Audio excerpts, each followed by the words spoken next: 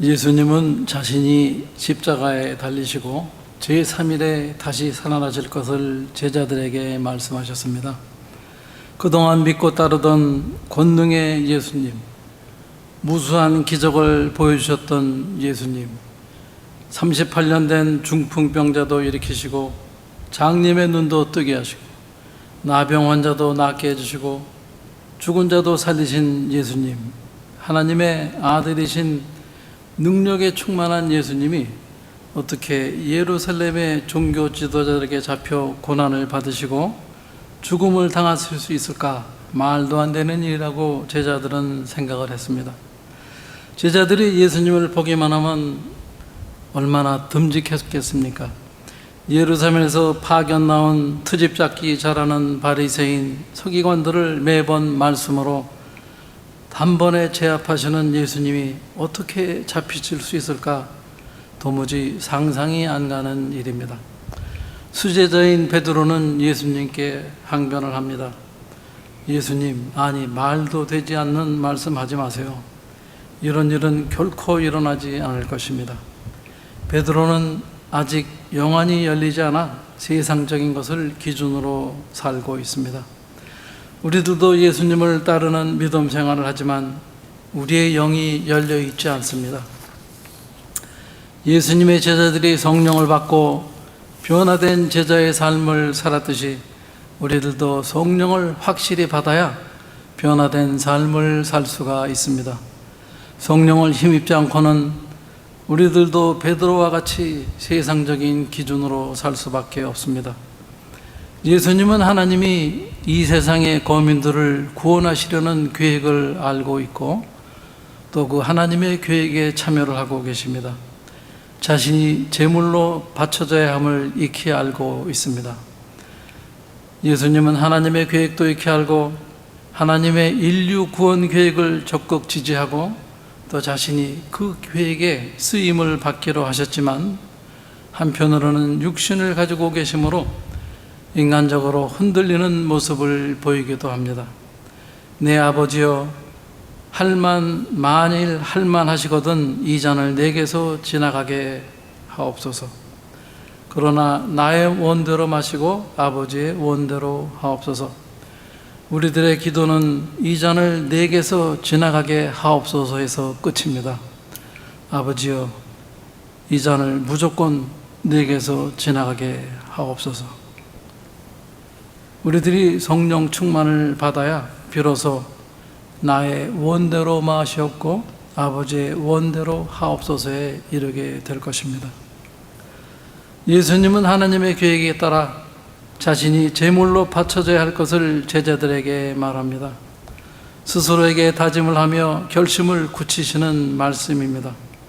그런데 베드로가 그리 마옵소서, 이 일이 결코 주에게 미치지 아니하리라 하니 한편으로는 고맙기도 하지만 베드로가 제일 먼저 도망갈 것을 아시기에 다시 한번 결심을 굳히십니다. 이 세상에 믿을 사람이 한 명도 없습니다. 제자들이 12명이나 있지만 그 어느 제자도 예수님이 하나님의 뜻에 따라 십자가를 지시는 것을 알지도 이해하지도 못했습니다. 어떻게 사람이 하나님의 아들을 십자가 죽음에서 도울 수가 있겠습니까? 일반적으로 사람들은 자신을 어떤 국가나 단체, 계급이나 교회, 그런 인종과 같은 사회 집단에 자신을 예속시키고 그것과 동일시하는 경향이 있다고 합니다. 베드로는 하나님의 아들 예수님과 함께 3년 동안 동고동락하는 가운데 어느덧 예수님과 동일시하는 경향이 생긴 것 같습니다. 인간은 자기의 유한성, 제한성을 인식하려고 하지 않고 하나님의 속성을 마치 자기 것인 양 스스로 주장을 합니다. 베드로는 원래 어부였습니다. 베드로의 말은 제자로서 스승을 위한 인간적인 위로의 말은 되겠지만 하나님의 계획을 가로막는 행위가 되는 것입니다. 하나님의 아들이신 예수가 어떻게 하나님의 피조물인 인간들에게 잡혀 죽을 수가 있습니까? 예수님은 하나님은 자신이 창조한 피조물들에게 어이없이 당하시게 되는 것입니다. 어떻게 보면 하나님의 실패이고 인간의 승리일 수가 있습니다. 당시에 대제사장과 서기관, 바리새인들은 예수를 죽이는 데 대하여 조금도 꺼리낌이 없었을 것입니다. 오히려 이단의 괴수를 처단했다는 생각을 하였을 수도 있습니다. 자기들의 기득권을 지켜냈다는 뿌듯함이 있었을 수도 있습니다. 이렇게 사람들은 모두 자기 중심적으로 생각을 합니다. 내가 우주의 중심입니다. 하나님도 예수님도 나의 중심에 걸기적거리면 밀어내 버립니다. 요즘 한국의 큰 목사님이 무너지는 모습을 보며 끝까지 무죄를 주장하시던데 참으로 안타깝습니다. 아직도 자기는 떳떳하다는 것입니다. 내가 살아야 한다는 것입니다. 교단이 단체로 망신을 당하고 교회가 무너져도 상관하지 않습니다. 십자가를 진다는 것은 자기 부인입니다. 자기는 죽고 하나님의 영광이 올려져야 하는데 자기는 살고 하나님의 영광은 내동댕이 쳐지는 것입니다. 오얏 나무 아래에서 갓끈을 매지 말라는 말이 있습니다. 다른 사람들에게 의심을 받거나 오해를 받을 만한 행동을 하지 말라는 뜻으로 쓰이는 격언입니다. 이것은 그 삼국지에 나오는 조조의 아들인 조식이 지은 군자행이라는 시에서 나온다는 말도 있고, 또 다른 설에는 당나라 시인 서비중이 지은 것이라고도 하고, 또 어떤 사람은 무명이라고 합니다. 출처불명의 말입니다. 군자는 일이 벌어지기 전에 방비하고 의심받을 곳에 서지 않는다. 오이밭에서는 신을 고쳐 신지 않으며 오얏 나무 아래에서 머리에 쓴 관을 바르게 하지 않는다. 이거 제가 한자는 잘 모르는데 우리 총장님은 잘 아시겠지만 제가 읽어드리겠습니다. 군자 방미연 불처 혐의관 과전 분납리 이하 부정관. 오이는 그 땅 위에 낮게 자른다고 합니다. 그러므로 오이밭을 지나가다가 신을 고쳐 신으려고 몸을 구부리면은 마치 오이를 훔치는 것으로 오해를 받을 수가 있습니다. 또 오얏은 자도라고 합니다. 그 오얏 나무는 다른 과일 나무에 비해서 키가 작으므로 과일이 열려 무거워지면 또 가지가 아래로 늘어지는 성질이 있다고 합니다. 배나 복숭아 같은 것은 과일이 열려도 가지가 휘어지지 않는데 자두는 그런 성질을 가지고 있습니다. 오얏 나무는 다른 나무에 비해 키가 작은데 가지가 휘어지면서 아래로 늘어지기 때문에 열매를 따기가 아주 쉽습니다. 그 갓은 낮은 곳을 지나거나 고개를 숙여서 무엇을 해야 할 경우는 반드시 벗어야 합니다. 그렇지 않으면 갓이 삐뚤어져서 다시 써야만 합니다. 갓끈을 고쳐맨다는 것은 벗었던 갓을 머리에 올린 다음에 다시 맨다는 뜻입니다. 따라서 오얏 나무 부근에서 갓끈을 고쳐매는 행동은 자두를 따먹으려고 갓을 벗었거나 그런 행동을 하다가 갓이 나무가지에 걸려 삐뚤어졌기 때문에 다시 매는 것으로 도둑으로 의심을 받을 수가 있게 됩니다. 그분은 오해를 받아도 마땅한데 절대 아니라고 합니다. 의심만 받을 만한 곳에는 가면은 안 됩니다. 예수께서 제자들에게 이르시되 누구든지 나를 따라오려거든 자기를 부인하고 자기 십자가를 미고 나를 따를 것이니라. 이 자기 중심성을 버려야 자기를 부인하는 것입니다. 예수 그리스도를 영접한 우리들은 이제 내 안에 예수 그리스도가 사시는 것입니다. 갈라디아서 2장 20절 말씀입니다. 내가 그리스도와 함께 십자가에 못 박혔나니 그런즉 이제는 내가 사는 것이 아니요 오직 내 안에 그리스도께서 사신 것이라. 이제 내가 육체 가운데 사는 것은 나를 사랑하사 나를 위하여 자기 자신을 버리신 하나님 아버지를 믿는 믿음 안에서 사는 것이라. 쉽게 말해서 내가 예수님께 정복당한 상태인 것입니다. 로마의 속국은 자치권이 있더라도 로마의 정책을 따라야 합니다. 속국이 자기 마음대로 정책을 시행하면 로마의 제재를 받게 됩니다. 그리스도가 통치하는 하나님의 나라의 백성으로 살아가야 하는데 우리는 아직도 내 마음대로 살아가려고 하고 있습니다. 문제는 내 마음대로 살아도 당장 눈에 띄는 제재가 없는 것처럼 보인다는 것입니다. 전도서 8장 1절에 그 내용이 나옵니다.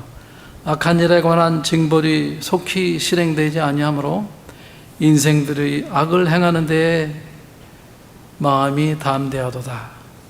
그 영국의 유명한 역사학자 토인비는 인류 문명을 비교해서 역사를 연구하였습니다. 하나의 문명이 시작하여 전성기를 이뤘다가는 반드시 이유가 있어서 망한다는 것입니다. 세계의 역사를 비교 연구하여 나서 역사의 연구라는 제목의 책 12권이나 되는 방대한 분량의 책을 냈습니다. 이 책을 다 쓰고 나서 그는 하나님의 심판은 연자맷돌과 같이 천천히 돌지만 골고루 먹힌다라고 했습니다. 이와 같은 말을 한 분이 몇 분 더 계신데요. 기독교 초대 교부인 터틀리안도 비슷한 말을 했습니다. 하나님의 심판은 큰 연자맷돌과 같다. 이 연자맷돌은 돌지만 소리가 없고 아주 천천히 돌지만 매우 보드랍게 간다. 롱펠로우도 이런 말을 했습니다. 하나님의 연자맷돌은 매우 천천히 돌아갑니다. 그러나 아주 부드럽게 갑니다. 기자들이 유명한 기독교 역사학자인 찰스 베어드에게 물었습니다. 박사님, 당신은 평생토록 역사를 연구했는데 깨달은 것을 요약하면 무엇입니까? 그랬더니 찰스 베어드가 4가지 진리로 간추려서 말씀을 해줬습니다. 첫 번째, 하나님이 어떤 나라나 인물을 멸하고자 하실 때에는 반드시 그 사람이나 그 나라의 권세욕으로 날뛰는 때라고 합니다. 다시 말해서 자기 자랑, 자기 의지, 자기 교만에 빠질 때 망하더라는 것입니다. 따라서 어떤 개인이나 나라가 아나무인의 모습을 보이면 곧 망할 때가 됐다고 생각하면 정답이라고 합니다. 두 번째는 하나님의 심판의 맷돌은 아주 천천히 돌아간다는 것입니다. 그래서 사람들이 잘 의식을 하지 못합니다. 하나님이 심판의 맷돌을 아주 천천히 돌리시지만 마지막에 가서는 의는 의로, 불의는 불의로, 선은 선으로, 악은 악으로 드러나게 하십니다. 따라서 잠시 세상의 역사를 보면서 공의가 없다, 공의가 사라졌다고 말해서는 안 된다는 것입니다. 세 번째, 하나님의 계획과 의는 반드시 이루어진다는 것입니다. 벌은 꽃이 만들어 놓은 꿀을 탈취하지만 꿀을 빼앗아가면서 동시에 꽃가루를 옮겨 수종을 되게 하고 열매를 맺게도 합니다. 이와 마찬가지로 이 세상에는 꿀벌과 같은 강도들, 강탈자, 악인들로 가득한 것처럼 보입니다. 그러나 하나님은 이 모든 것을 통해서 하나님의 선한 역사를 이루어 가시는 것입니다. 네 번째, 어두움이 깊을수록 별이 또렷하게 보이고 별이 보이면 곧 날이 밝아온다는 것입니다. 오늘 우리들이 희망 없어 보이고 어두운 현실을 살아가며 속이 많이 상하지만 곧 날이 밝아온다는 사실을 기억하시고 나의 십자가의 길을 당당히 가시기를 주님의 이름으로 축원드립니다. 자기를 부인하고 자기 십자가를 지고 예수님을 따르는 삶은 두렵고 떨리는 것만은 아닙니다. 우리들에게는 용기가 필요할 뿐입니다. 죽음은 죽으리라는 용기입니다. 에스더 왕비가 두려움을 떨치고 유대인 동족들과 금식 기도를 하며 아하수에로 왕 앞으로 나갔습니다. 왕이 부르지도 않는데 왕 앞으로 나아가다가 왕의 심기를 거스리면 곧 죽음입니다. 미국의 한 고등학교 졸업생이 학교 측의 반대에도 불구하고 졸업식에서 예수 그리스도가 정답이라고 말해 졸업장 수여가 보류된 사건이 있었습니다. 5월 30일 미국 켄터키주 캠벨 카운티 고등학교를 졸업한 마이카 프라이스라는 학생은 졸업식 연설에서 복음을 전한 후 학칙 위반으로 졸업장이 보류되었다가 5일 만에 졸업장을 받았습니다. 중학교 시절 독실한 침례교인이 된 프라이스는 연설을 통해 다른 말이 내 입에서 나가기 전 가장 먼저 나는 나의 주님이자 구원자이신 예수 그리스도께 영예와 찬양과 영광을 돌리고 싶다. 예수는 길이요 진리요 생명이 되신다. 오늘 듣고 계신 여러분 가운데 삶의 길, 진리, 생명이 하나도 없으신 분이 계시다면 그 정답은 예수 그리스도라고 말했습니다. 그의 연설은 청중에 큰 박수를 받았고 학교 당국은 당황했으며 부모들은 매우 흡족한 반응을 보였습니다. 그 결과 이사회가 열렸고 프라이스는 졸업 5일 만에 졸업장을 받을 수 있었습니다. 프라이스는 자기의 SNS의 계정을 통하여 졸업식 전 학교 측에 연설 초안 8개를 제출했고 종교에 초점을 맞춘 부분을 빼라는 지시를 받았다고 했습니다. 그러나 하나님께 나의 모든 영광을 돌리고 싶다는 마음에 현장에서 연설할 때는 학교에 제출한 수정된 대본과는 다른 연설을 하게 됐다고 말했습니다. 그는 이어 연설을 통해 복음을 전하면 학칙에 어긋나는 행동을 하는 것이기 때문에 이사회가 열릴 것을 알았다. 그러나 나는 이사회보다 더 높은 곳에 계신 예수 그리스도를 섬기는 사람이기 때문에 이사회가 열린다는 결과를 알면서도 그리스도께서 내 삶 속에서 행하신 일을 전하는 일을 도저히 멈출 수가 없었다. 예수님은 내 삶의 전부다라고 말했습니다. 기독교계는 이 프라이스의 용기에 큰 감동을 했습니다. 단호하게 복음을 전하는 모습이 자랑스럽다. 학교는 종교와 표현의 자유를 존중해야 된다. 하나님께서 기뻐 받으실 것이다. 이런 반응들이 나왔습니다.